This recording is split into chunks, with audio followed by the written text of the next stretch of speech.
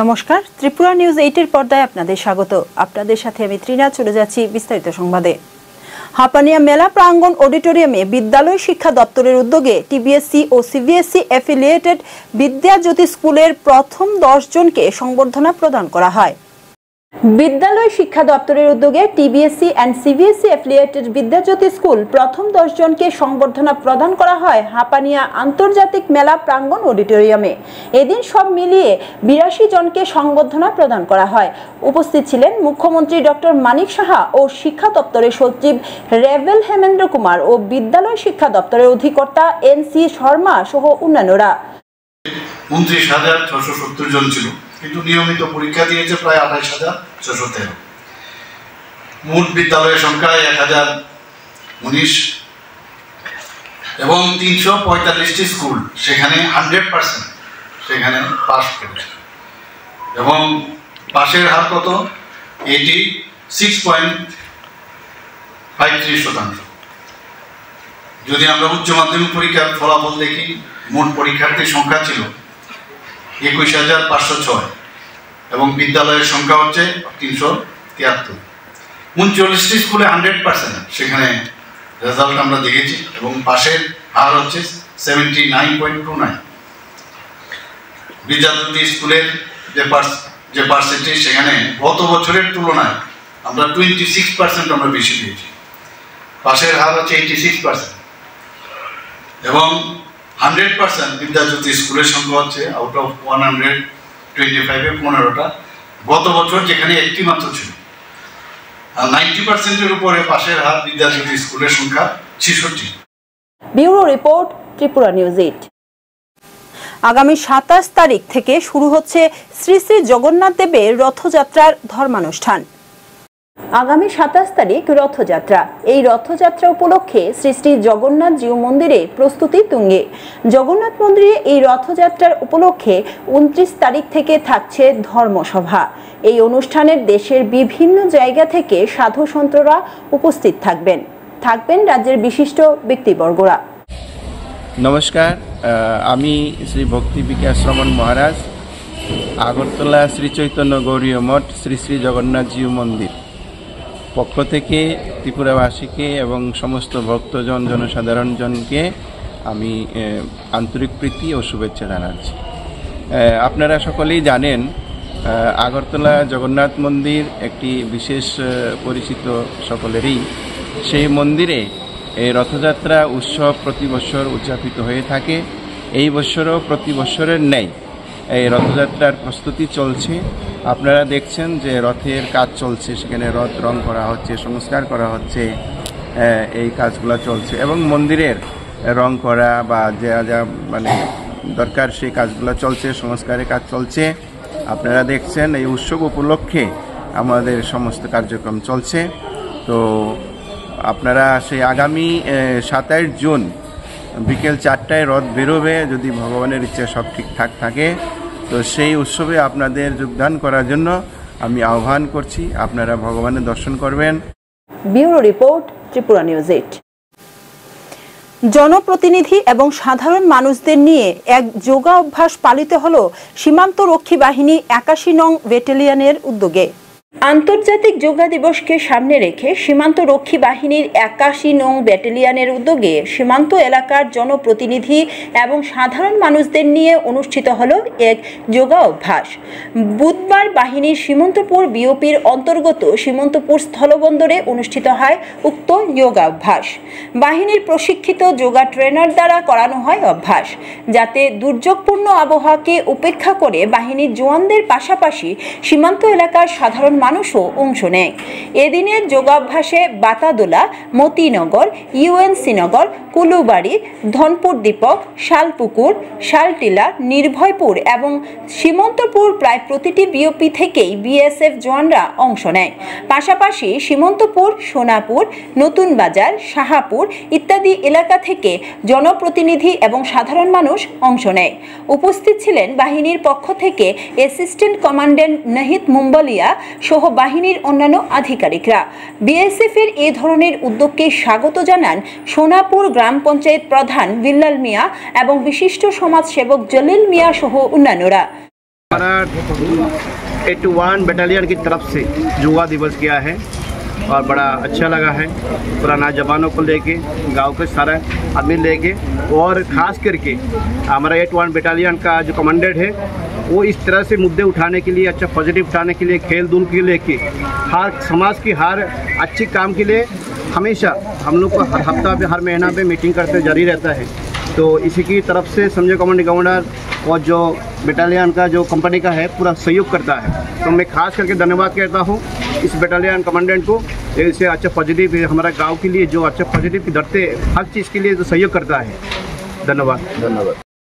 योगा दिवस उपलक्षे हमारे 81 নম্বর ব্যাটালিয়ন আমাদেরকে ডেকেছে। আমাদের গ্রামওয়ালা, আমাদের পঞ্চায়েতের অনেকেই উপস্থিত হয়েছি।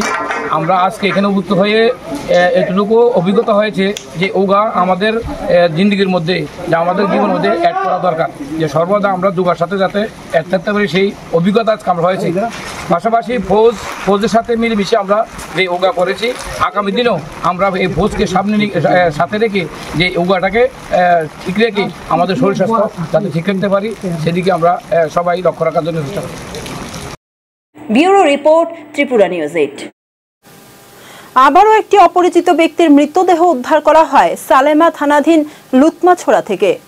সালেমা থানাধীন লুতমাছড়ায় এক অপরিচিত ব্যক্তির মৃতদেহ দেখতে পেয়ে মানুষ সালেমা থানায় খবর পাঠায়। খবর পেয়ে সালেমা থানার ওসি ও এসডিপিও সমুদ্র দেববর্মা উদ্ধারকারী দলকে নিয়ে ঘটনাস্থলে পৌঁছে। মৃত ব্যক্তিটির বয়স আনুমানিক 35 থেকে 40 হবে, তবে এখন পর্যন্ত পরিচয় পাওয়া যায়নি। দেহটি পাওয়া যায় কমলপুর আমবাসা সড়কের লুতমা কালভার্টের পাশের ছড়ার জলে। পুলিশ ওই পুরুষ ব্যক্তির মৃতদেহ উদ্ধার করে।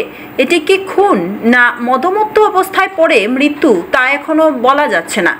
আনুমানিক সকাল 6টা নাগাদ লুতমাছড়া আন্ডার সালেমা পিএস একটি unknown male dead body, probable age 35 to 40 পাওয়া যায় এবং এই খবর পাওয়াতে আমি এবং ওসি পিএস সঙ্গে এফএসএল টিম ছুটে যাই স্পটে এবং সমস্ত অ্যাজ পার প্রসিডিওর আমরা করি এবং এখন ইনভেস্টিগেশন হবে। কোনো কিছু পাওয়া গেলে জানানো হবে আপনাদের। মৃত্যুর কারণ জানতে পারলেন কি? এখন প্রিলিমিনারি স্টেজে বলাটা মুশকিল, তবে ইনভেস্টিগেশনে যা পাওয়া যাবে আপনাদেরকে জানানো হবে। পরিচয় কোনো কিছু পাওয়া গেল কি? Unknown dead. Bureau report, Tripura news 8। প্রাণী সম্পদ বিকাশ দপ্তরের মন্ত্রী সুধাংশু দাসের হাত ধরে আজ সিঙ্গিছড়ার নতুন পশু হাসপাতালের উদ্বোধন হয়। সিঙ্গিছড়ায় প্রাণী সম্পদ বিকাশ দপ্তরের নতুন পশু হাসপাতালের উদ্বোধন হলো আজ। এক অনাড়ম্বর অনুষ্ঠানের মধ্য দিয়ে এই নতুন হাসপাতালের উদ্বোধন করলেন রাজ্যের প্রাণী সম্পদ বিকাশ দপ্তরের মন্ত্রী সুধাংশু দাস। এছাড়া উপস্থিত ছিলেন রাজ্য বিধানসভার সরকার পক্ষের মুখ্য সচেতক কল্যাণী সাহা রায়, বিধায়ক পিনাকি দাস চৌধুরী, খোয়াই জেলা পরিষদের সভাধিপতি অপর্ণা সিংহ রায়, খোয়াই পুর পরিষদের চেয়ারপারসন দেবাশিস নাথ শর্মা, বিশিষ্ট ব্যক্তিত্ব অনুকূল চন্দ্র দাস থেকে শুরু করে অন্যান্যরা। যারা প্রাণী পালক আছে, প্রাণী পালকদের দ্বারা যে উৎপাদিত অ্যানিমাল অরিজিন ফুড অর্থাৎ পশু খাদ্য যেগুলিকে আমরা বুঝি, যেমন আমরা মাংস খাই, ডিম আমাদের দরকার, দুধ আমাদের দরকার। এই যে ডিম, দুধ বা মাংস এগুলির উৎপাদন বৃদ্ধি করার জন্য এই দপ্তর কিন্তু অগ্রণী ভূমিকা পালন করছে। নাম্বার 3, এই রাজ্যের যারা বেকার যুবক যুবতী আছে তাদের কর্মসংস্থানের জন্য এই দপ্তর অনেক বেশি ভূমিকা পালন করছে গ্রামীণ অর্থনীতিকে মজবুত করার জন্য। কারণ যে বা যারা প্রাণী পালনের সাথে যুক্ত হবে, মনে করুন যারা পোল্ট্রি ফার্ম দিচ্ছে, যাদের গোট ফার্ম আছে, যাদের পিগ ফার্ম আছে, কিংবা ডায়েরি বা ক্যাটেল ফার্ম যাদের আছে, এর মাধ্যমে তো একদিকে যেমন আমাদের ডিম, দুধ, মাংসের উৎপাদন বৃদ্ধি পাচ্ছে। Bureau report, Tripura news 8। Rathyatra অনুষ্ঠানকে সামনে রেখে জগন্নাথ আশ্রমে থাকা রথ পরিদর্শন করেন মহকুমা প্রশাসনের আধিকারিকরা। আগামী 27 তারিখ অনুষ্ঠিত হতে যাচ্ছে রথযাত্রা। সেই দিকে লক্ষ্য রেখে তৎপর বিশালগড় মহকুমা প্রশাসন। বুধবার দুপুরে বিশালগড় জগন্নাথ আশ্রমে থাকা রথ পরিদর্শন করেন মহকুমা প্রশাসনের আধিকারিকরা। গত 2 বছর আগে কুমারঘাটে রথযাত্রার ভয়ানক দুর্ঘটনায় 6 জনের মৃত্যু হয়। সেই দিকে লক্ষ্য রেখে তৎপর প্রশাসন। বিশালগড় জগন্নাথ আশ্রমে থাকা রথ ঠিক আছে কিনা এবং তার উচ্চতা কতটুকু হবে তা খতিয়ে দেখেন মহকুমা প্রশাসনের আধিকারিকরা। উপস্থিত ছিলেন ডিসিএম প্রসেনজিৎ দাস, অগ্নি নির্বাপক দপ্তরের আধিকারিক নারায়ণ চন্দ্র রায় সহ অন্যান্যরা। আমরা বিশালগড় মহকুমা প্রশাসনের তরফ থেকে এবং আরক্ষা দপ্তর এবং বিভিন্ন লাইন ডিপার্টমেন্ট, এখানে আমার সঙ্গে আছে আমাদের ইলেকট্রিকের সিনিয়র ম্যানেজার 1 এবং 2, আমাদের বিভিন্ন আধিকারিকদেরকে নিয়ে আমরা আজকে যে জগন্নাথ জিউ মন্দিরে আমাদের যে আগামী 27 তারিখ যে বিশালগড়ে যে অনুষ্ঠিত রথযাত্রা, এই উপলক্ষে আমরা বিভিন্ন যেখানে রথ হবে আমরা বিভিন্ন জগন্নাথ জিউ মন্দিরে আসলাম। এসে আমরা তাদের হাইট কতটুকু আছে, আমাদের পিডব্লিউডি আছে, সেটা হাইট মেজারমেন্ট নিল। তারপরে ইলেকট্রিক ডিপার্টমেন্ট আছে, ফায়ার সার্ভিস আছে, সবাইকে নিয়ে আজকে আমরা এইটা পরিদর্শন করছি। এটা স্ট্রাকচার ঠিক আছে কিনা, তারপর যে জায়গায় রোড ম্যাপটা ঠিক আছে, কোন দিক দিয়ে যাবে, এটা ইলেকট্রিকের ওয়্যারগুলো কতটুকু হাইটে আছে সেগুলো দেখার জন্য আমরা আজকে ভিজিটে নেমেছি। অ্যাকর্ডিংলি সেই অনুযায়ী আমরা এই কাজটা করছি, যাতে কোনো ধরনের আনওয়ান্টেড ইনসিডেন্ট না হয় এবং ভবিষ্যতে যাতে আমরা এই বিশালগড়ে যে আমাদের রথযাত্রাটা সুন্দরভাবে করতে পারি। Bureau report, Tripura news 8। বুধবার প্রদেশ কংগ্রেস ভবনে অনুষ্ঠিত হয় এসসি ডিপার্টমেন্টের সদর জেলা সাংগঠনিক বৈঠক। প্রদেশ কংগ্রেস এসসি ডিপার্টমেন্টের সদর জেলা সাংগঠনিক বৈঠক বুধবার প্রদেশ কংগ্রেস ভবনে অনুষ্ঠিত হয়। সাংগঠনিক সভায় উপস্থিত ছিলেন প্রদেশ কংগ্রেস সভাপতি আশিস কুমার সাহা, এসসি ডিপার্টমেন্টের চেয়ারম্যান নিরঞ্জন দাস সহ অন্যান্যরা।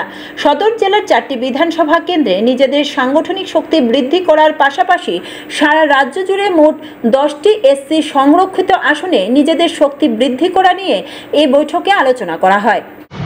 আমাদের সর্বভারতীয় কংগ্রেস সভাপতি মল্লিকার্জুন খার্গেজি, আমাদের সংসদের বিরোধী দলনেতা জননায়ক রাহুল গান্ধীজি সারা দেশে জাত গণনার পক্ষে জনমত প্রতিষ্ঠিত করে যখন এগিয়ে যাচ্ছিলেন,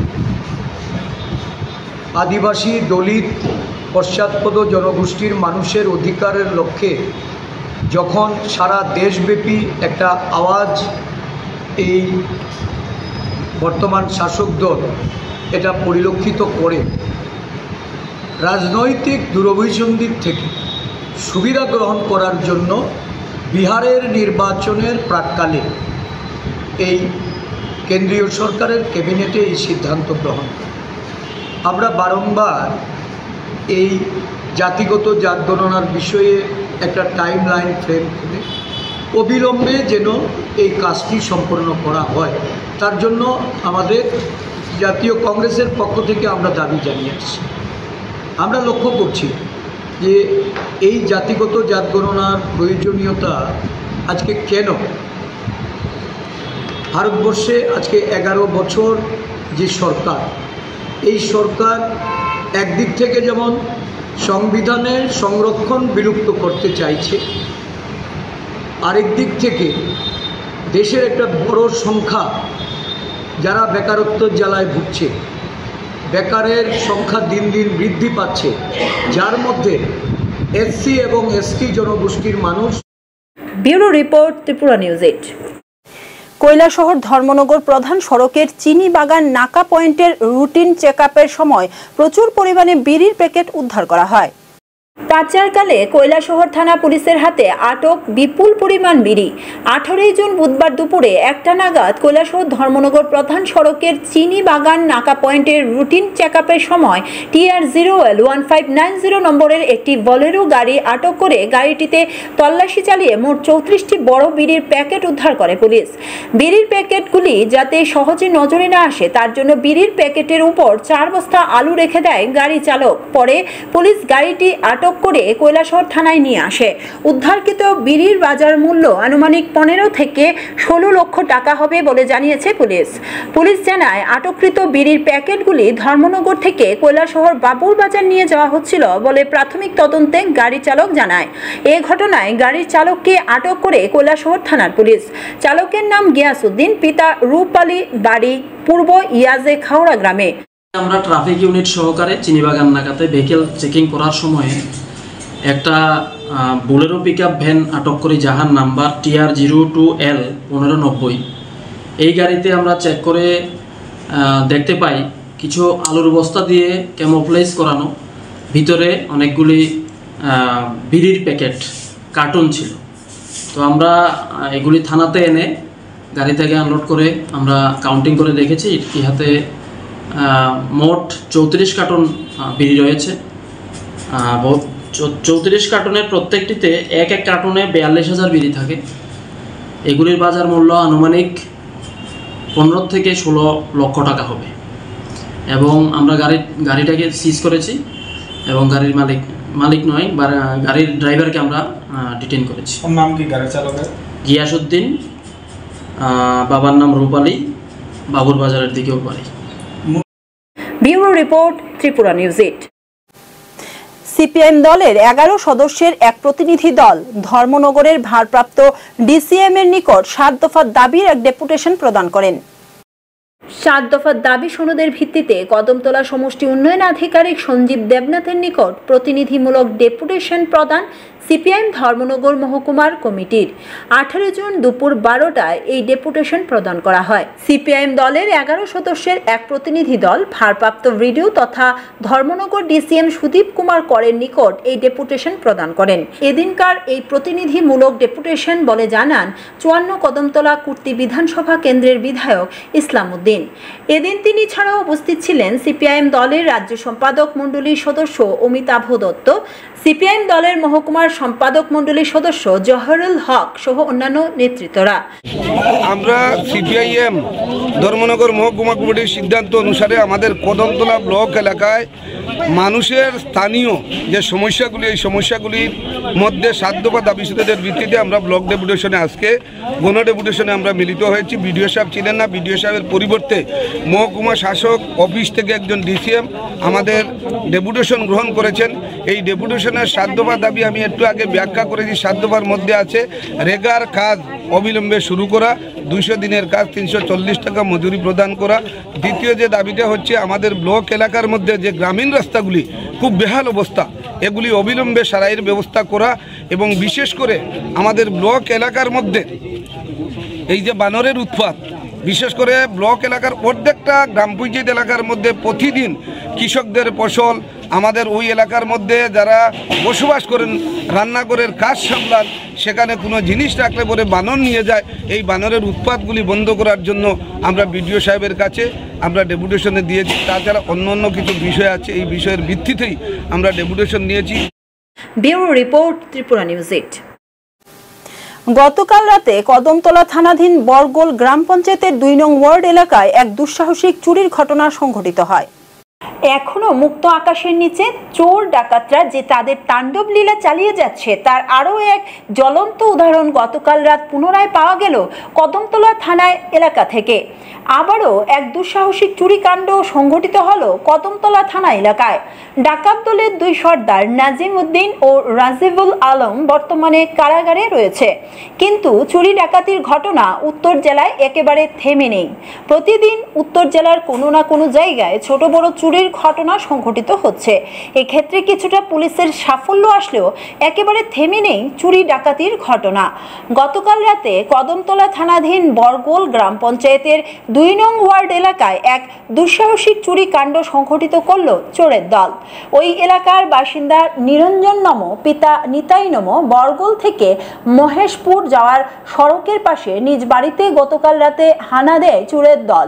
ওনার ঘরের দরজার ছিটকিনি ভেঙে ঘরে প্রবেশ করে। প্রতিদিনের ন্যায় গতকাল রাত আনুমানিক 12টা নাগাদ খাওয়া দাওয়া সেরে স্ত্রী সহ নিজ কন্যা সন্তানকে নিয়ে ঘুমিয়েছিলেন নিরঞ্জন নম। ঘরের ভেতরে থাকা আলমারি থেকে নগদ অর্থ 50,000 টাকা সহ উনার মেয়ে ও স্ত্রীর বিভিন্ন ধরনের স্বর্ণের অলংকার চুরি করে নিয়ে যায় চোরের দল। নিরঞ্জন নমো এর পুত্র জয় নমো জানান, উনার ছোট বোন ঘরের মধ্যে বিকট শব্দ শুনতে পেয়ে ঘুম থেকে উঠে গতকাল রাত এই চুরির ঘটনার প্রত্যক্ষ করে। পরবর্তীতে ঘরের ভেতরে থাকা সকলে একে একে ঘুম থেকে উঠে চুরির ঘটনা প্রত্যক্ষ করে উনাদের চিৎকার চেঁচামেচিতে বাড়ির অন্যান্য লোকজনও ঘুম থেকে উঠে জড়ো হয়। পরবর্তীতে ফোন মারফত খবর দেওয়া হয় কদমতলা থানায়। এই চুরির ঘটনার খবর পেয়ে রাতেই ঘটনাস্থলে ছুটে আসে কদমতলা থানার পুলিশ। কালকে রাত্রে তো চুরি হয়েছে আর কালকে রাত্রে কোনো মা বাবা বোন থাকে আর তারা তো আপনার রাত্রে চিল্লানি শোনা গেছে আর প্রায় 2:30 বাজের মনে হয়। তখন চুরের দল আইসে আর দরজা ভাঙ্গা ঢুকছে, ঢুকার পরে তারা মানে স্প্রে মারছে কিছু, তারা তো কিছু কইতে পারেন না, মানে দেখে মোটামুটি সব কিছুই, কিন্তু তারা কথা কইতে কোনো সেন্স নাই আর। এরপরে আমি হিগরও আসলাম, হিগর থেকে আইসি, আবার পরে তো দেখলাম মানে সিটকারি ভাঙ্গা, তারপরে কাপড় সব বাইরে ফেলাই দাঁড়ি। আর পরের দিকে দেখা গেছে পরে গরু বেচাইছিল আমরা প্রায় টাকা 50,000 টাকার মতো। তো ভাবছিলাম ব্যাংকও রাখবো আর, তো এইটি নিয়েছে গিয়া চুরে আর আরও শোনাওনা আসলো প্রায় বুত্তা এটি নিয়েছে। আর তো পরের দিকে তোমার হয়েছে তারা সব লইয়া গেছে গাড়ি সব কিছু। এগুলো ঘুম আসলো, মা বাবা আর বোন আসলো ঘুমো। প্রথমে তো কেউ দেখছে না, ঘুমো আসলো। এরপরে কিতা একটা দিকে তারা যখন কিতা একটা বাইর করে তখন একটা সাউন্ড করছে, তখন সাউন্ড করার পরে দেখছে না, বইনে দেখছে, দেখার পরে কোনো সেন্স নাই আর, কথা বলতে পারে না আর, মানে খাপের আর কিরকম একটা। আর তারপরে তো বাবা তারা উঠছে না, তারপরে দেখুন তারা গেছে গিয়ে আর। Bureau report, Tripura news 8। বুধবার গভীর রাতে ধর্মনগর শিববাড়ি এলাকায় রহস্যজনকভাবে মৃত্যু এক গৃহবধূর। ধর্মনগরে রহস্যজনকভাবে মৃত্যু এক গৃহবধূর ঘটনা বুধবার গভীর রাতে ধর্মনগর শিববাড়ি এলাকায়। মৃতার নাম পুষ্পিতা চৌধুরী। এই ঘটনাকে স্বামী আত্মহত্যা বলে দাবি করলেও বাপের বাড়ির পক্ষ থেকে পরিকল্পিত খুনের অভিযোগ আনা হয়েছে। পুলিশ স্বামী বিতান চক্রবর্তী ও দেবর বাসুদেব চক্রবর্তীকে আটক করেছে। গৃহবধূর রহস্যজনক মৃত্যুকে ঘিরে তীব্র চাঞ্চল্য ছড়িয়েছে ধর্মনগরে। তোমার ডিউটি করো, তুমি আমার কথা একটা বলে জিগাইলে না, তুমি আমার কইলে না, তুমি কইতে গেলে কেন? আমি বলছি এটা বাধ্য না, ইটা কয়ে কেটে হইতো হে একটা দিন ঘুমাও কইতেই ন, তুমি তোমার ডিউটি করো, তুমি ভালো থাকো। তুই ফোন কাটি দিছে, তখন আমার মাথার মধ্যে অত কিছু আইসি।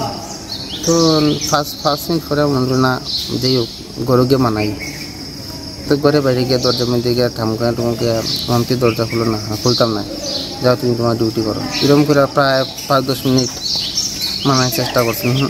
তারপরে আমি আবার আই করছি, আবার পরে তখন আপনার দরজা ধাক্কাইছিলেন? হ্যাঁ, আমি যে দরজা দেখাইছি, দরজা সব বন্ধ, আমি দরজা দেখাইছি, তখন না খুলতাম না, যাও তুমি তোমার ডিউটি খাওয়াতে গেছো, ডিউটি খাওয়া যাও, তুমি কইলে না আমারে।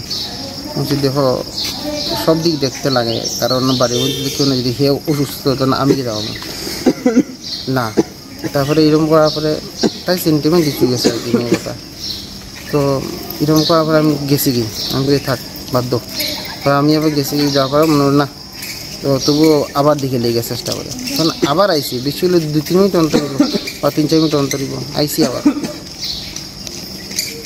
আইয়া আবার ডাকিয়া, তখন কোনো সারা শব্দ নাই, তখন কোনো সারা শব্দ নাই। প্রথম মনে করে ইচ্ছা করে সারা শব্দ দেন না, প্রায় 5-10 মিনিট তখন দরজা মধ্যে বাড়াবাড়ি করি। আর মাম্পি জয়, আমার ফুলার নাম জয়, তো জয় ডাকে, জয় জয় বাবা দরজা বল, দরজা বল, মাম্পি দরজা বলো,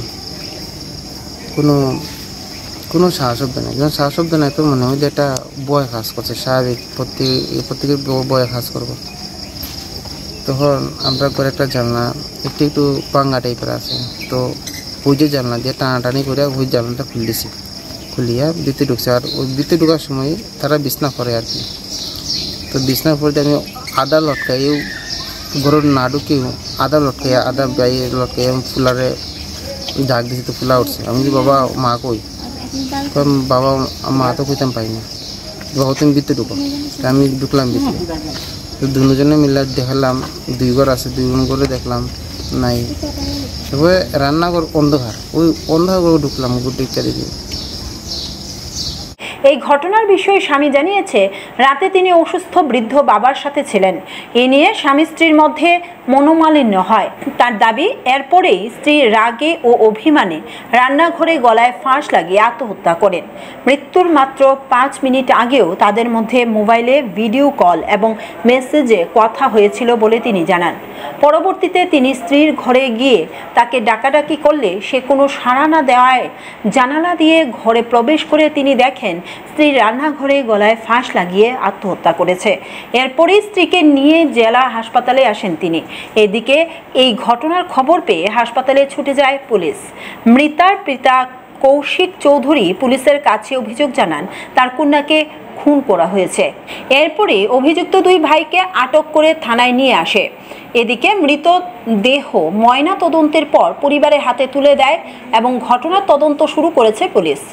উনি আপনার কি? আমার মাইয়া। ঘটনাটা কি হয়েছিল? আমি তো তখন বাড়ির পর থেকে আমি তো কিছু কইতে পারি না। আমি যখন 2:10 একটা ফোন পাইছি তখন পাইয়াই আমি হসপিটালে আইছি। হসপিটালে আইয়া ওই টাইরে দেখতেছি আর কি।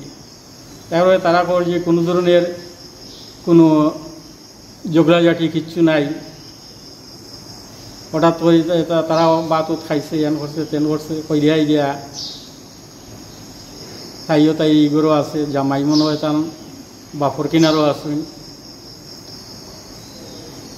রাত্রে কইতা হইলো 1টার সময় যে তারা বাতিজা আমার যে নাতি ডাকতেছে খাখা খাখা কই দিয়া। তখন ও তারা গিয়া দেখে তাই ফাঁস লাগিয়া মরি গেছে। ফাঁস লাগিয়া মরি গেছে। তাদের কোনো নাই। তারা তখন তাদের মাঝে কোনো জোড়া আগে অনেক কিছু হয়েছে, অনেক বাজে কিছু হয়েছে এই তাইরে নিয়ে। এমন কি আছে জামাই বিয়ার পরে তাইরে সাইডে গেল সিকিমে এই একটা ফার্মা আপনার এই মেডিসিন কোম্পানিতে চাকরি করতো। থাকতো এক জায়গাতে, তাই থাকতো এক জায়গাতে। তাইরে এমন একটা পরিবেশে পালাই আমি গিয়া দেখি আমার শিক্ষিত মাইয়া একটা হাফ প্যান্ট পিছনে গায়ের মাঝে একটা জীর্ণ বস্ত্র। আমি এখান থেকে গিয়া ওই তাইরে নিয়ে বাড়িতে আসি। বাড়িতে আওয়ার পরে bureau report, Tripura news 8। Manughat দ্বাদশ শ্রেণী বিদ্যালয়ে এনএসএস এর উদ্যোগে এক রক্তদান শিবিরের আয়োজন করা হয়। লংতরাই ভ্যালি মহকুমার মনুঘাট দ্বাদশ শ্রেণী বিদ্যালয় আজ তাদের জাতীয় সেবা প্রকল্প এনএসএস ইউনিটের উদ্যোগে আয়োজিত 7 দিনব্যাপী অনুষ্ঠানের শুভ সূচনা করল এক রক্তদান শিবিরের মাধ্যমে। এই মহতি উদ্যোগে সাড়া দিয়ে বিদ্যালয়ের ছাত্রছাত্রী, শিক্ষক শিক্ষিকা এবং স্থানীয় জনসাধারণ স্বতঃস্ফূর্তভাবে রক্তদানে অংশ নেন। এদিনের রক্তদান শিবিরে উপস্থিত ছিলেন মনুআরডি ব্লকের সমষ্টি উন্নয়ন আধিকারিক শ্রী বিজিত দেববর্মা, বিদ্যালয় পরিদর্শক শ্রী পরিতোষ দাস এবং এমডিসি শ্রী সঞ্জয় দাস। তাদের উপস্থিতি রক্তদান শিবিরের গুরুত্ব আরও বাড়িয়ে তোলে। বিদ্যালয়ের প্রধান শিক্ষক শ্রী মলিন দেববর্মার তত্ত্বাবধানে এই আয়োজন সুচারুভাবে সম্পন্ন হয়। এছাড়াও বিদ্যালয়ের এসএমসি কমিটির সদস্য শ্রী দীনেশ দেববর্মা সহ অন্যান্য বিশিষ্টজনেরা উপস্থিত থেকে এই মহৎ কর্মযজ্ঞকে উৎসাহিত করেন। রক্তদান একটি জীবনদায়ী পদক্ষেপ। এক ব্যাগ রক্ত একজন মুমূর্ষ রোগীর জীবন বাঁচাতে পারে। মনুঘাট দ্বাদশ শ্রেণী বিদ্যালয়ের এই উদ্যোগ সমাজের প্রতি তাদের দায়বদ্ধতার এক উজ্জ্বল দৃষ্টান্ত স্থাপন করেছে। এনএসএস এর 7 দিন ব্যাপী এই অনুষ্ঠানে আগামী দিনগুলিতে আরও বিভিন্ন জনকল্যাণমূলক কর্মসূচি গ্রহণ করা হবে বলে বিদ্যালয় কর্তৃপক্ষ জানিয়েছে। আমি মনুঘাট দ্বাদশ শ্রেণী বিদ্যালয়ের প্রধান শিক্ষক শ্রী মলিন দেববর্মা। আজকে আমাদের এই রক্তদান শিবিরটা অনুষ্ঠিত হচ্ছে আমাদের এনএসএসের বাৎসরিক যে স্পেশাল ক্যাম্প 2025 সেটারই একটা অঙ্গ হিসেবে আজকে আমরা রক্তদান শিবির পালন করছি এখানে। এবং এখানে আমাদের স্টুডেন্ট এবং বাইরের যারা ডোনার আছে তারা সবাই রক্ত দিচ্ছে। এবং পাশাপাশি আজকে আমাদের হলের মধ্যে আমরা আজকে 18 তারিখ থেকে 24 তারিখ পর্যন্ত চলবে আমাদের 7 দিনের এনএসএসের বিশেষ শিবির। এর মধ্যে কী কী অনুষ্ঠান রয়েছে? আমরা এর মধ্যে ইনডোর এবং আউটডোর প্রোগ্রাম রয়ে গেছে। আমাদের আউটডোরের মধ্যে হসপিটালে আমাদের সাফাই অভিযান চলবে এবং ফল বিতরণ হবে। পাশাপাশি মনুবাজার সাফাই হবে এবং রেল স্টেশন এরিয়া আমরা সাফাই করব। এবং ইনডোরের মধ্যে আমরা আমাদের অনেকগুলি প্রোগ্রাম যে ব্যুরো রিপোর্ট, ত্রিপুরা নিউজ 8। সংস্কারের অভাবে ভুগছে বহু কোটি টাকা ব্যয়ে চুড়াইবাড়ি সেলটেক্স কমপ্লেক্স। রাজ্যে ডাবল ইঞ্জিন সরকারের উন্নয়নের যোগ্য ও সুশাসন চললেও ত্রিপুরার প্রবেশদ্বার তথা চুড়াইবাড়ি মডার্নাইজড সেলটেক্স কমপ্লেক্স পরিণত হয়েছে একেবারে মরণ ফাঁদে। দীর্ঘ 3 বছরের অধিক সময় ধরে সংস্কারের অভাবে রাস্তার উপর তৈরি হয়েছে বিশাল গর্ত। চলতি বর্ষা মৌসুমে গর্তের বৃষ্টির জল জমে পুকুরের রূপ ধারণ করেছে। তাতে বহির্রাজ্য থেকে আসা পণ্য বোঝাই ও পণ্যবাহী লরি চালকরা চরম দুর্ভোগে পড়তে হচ্ছে।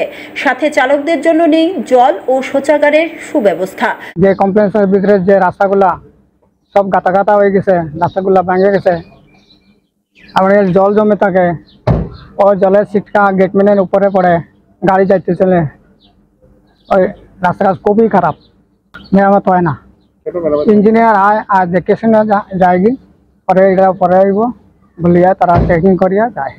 সব লোড গাড়ি এদিকে যেতেছে। এটা পুরো কমপ্লেক্সের ভিতরেও খারাপ। বাথরুমের ব্যবস্থা, জলের ব্যবস্থা, এরপরে লেট্ৰিনৰ ব্যৱস্থা এটা কোনো কিছু নাই। চৰাইবাৰী যিটো গেটৰ পৰা আপোনাৰ চেক হৈ অহাৰ পিছত আৰু সেইখিনিলৈকে ঠিকে আছে। যেতিয়া আপোনাৰ কাটা কৰা যায়, এই কাটা কৰাৰ পিছত আপোনাৰ গাড়ী আপোনাৰ পাতি পৰ্যন্ত বেণ্ড হৈ যায় আৰু ভাঙিও যায়। আৰু আজি মোৰ নিজৰ গাড়ীখনে আপোনাৰ তলত বাম্পাৰলৈকে লাগি গৈছে। মানে ইমান বহুত ডাঙৰ ডাঙৰ গাঁত আছে আৰু লেট্ৰিন বাথৰুমৰ সুবিধা নাই আৰু খোৱা পানীৰ আপোনাৰ ব্যৱস্থাটো ইয়াত নাই। আমি ইয়াত মানে কিবা কাৰণত থাকিব লগা হ'লে আমাৰ বহুত অসুবিধা হয় ইয়াত। মইতো আমি গুৱাহাটীৰ পৰা আহিছোঁ, আগৰতলা যাম, ত্ৰিপুৰা যাম। এইটোতো বহুত দিন হৈ গ'ল। মই আজি 2 বছৰ আগত আহোঁতে এনেকুৱা পাইছিলোঁ আৰু এনেকুৱাই দেখি আছোঁ। কামটো কৰাই দিলে ভাল হয় আৰু আমাৰ চলাচলখিনি ভাল হ'ব আৰু লেট্ৰিন বাথৰুমৰ সুবিধাটো কৰি দিয়ক আৰু পানীৰ সুবিধাখিনি কৰি দিলে আমাৰ নিজেও ভাল হ'ব। আৰু অকল মোৰে বুলি নহয়, ইয়াতো ডেইলি আপোনাৰ 1000 গাড়ী আহে, 1000 গাড়ী ড্ৰাইভাৰ অসুবিধা হৈ আছে। পূর্বের নির্মাণ করা শৌচাগার ও শৌচালয়ে জলের ট্যাঙ্ক সংস্কারের অভাবে ব্যবহারের অযোগ্য হয়ে পড়েছে। আগাছায় ঘিরে ধরেছে শৌচাগারটি, যেন ভুতুরে বাড়িতে পরিণত হয়েছে। এই কমপ্লেক্সের ভেতরে রয়েছে ত্রিপুরা সরকারের গুরুত্বপূর্ণ 2টি রাজস্ব আদায়ের দপ্তর, পরিবহন ও বিক্রয় কর দপ্তর। বহির্রাজ্য থেকে আসা সকল পণ্য বোঝাই ও পণ্যবাহী খালি লরি ওই কমপ্লেক্সের ভেতর দিয়েই ত্রিপুরায় প্রবেশ করতে হয়। 2008 সালে তৎকালীন বামফ্রন্ট সরকার প্রায় 100 কোটি টাকা ব্যয় করে মডার্নাইজড চেকপোস্ট নির্মাণ করলেও আজ গোটা কমপ্লেক্স কঙ্কালসার রূপ ধারণ করেছে। যদিও এই কমপ্লেক্স থেকে ত্রিপুরা সরকার প্রতি মাসে কোটি টাকার রাজস্ব আদায় করে, কিন্তু সঠিকভাবে সংস্কার বা মান উন্নয়নে কোনো উদ্যোগ নিচ্ছে না উন্নয়নের বুলি উড়ানো বিজেপি সরকার। তাছাড়া বিগত দিনে চুড়াইবাড়ি কমপ্লেক্সে একসাথে পরিদর্শন করেন ত্রিপুরা সরকারের অর্থ ও পরিবহন দপ্তরের 2 গুরুত্বপূর্ণ মন্ত্রী, কিন্তু লরি ও চালকদের সুবিধার্থের অশ্বডিম্ব প্রসব করে চলেছে ত্রিপুরা সরকার বলে অভিযোগ। তাই চরম ক্ষোভ লরির চালকদের মাঝে। খুব উন্নত টেকনোলজি ইউজ করে এবং মানে পাবলিক ফ্যাসিলিটি, ড্রাইভারের ফ্যাসিলিটি অ্যারেঞ্জ করা হয়েছিল।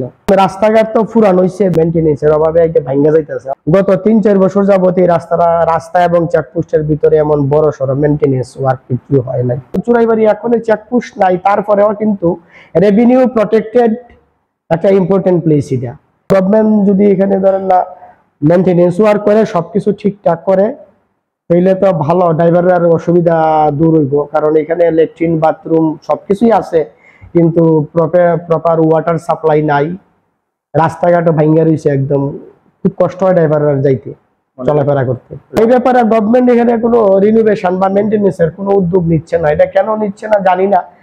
Bureau report, Tripura news 8। এখনকার মতো সংবাদ এই পর্যন্তই। পরবর্তী আপডেটস দেখার জন্য চোখ রাখুন ত্রিপুরা নিউজ 8 এর পর্দায়। নমস্কার।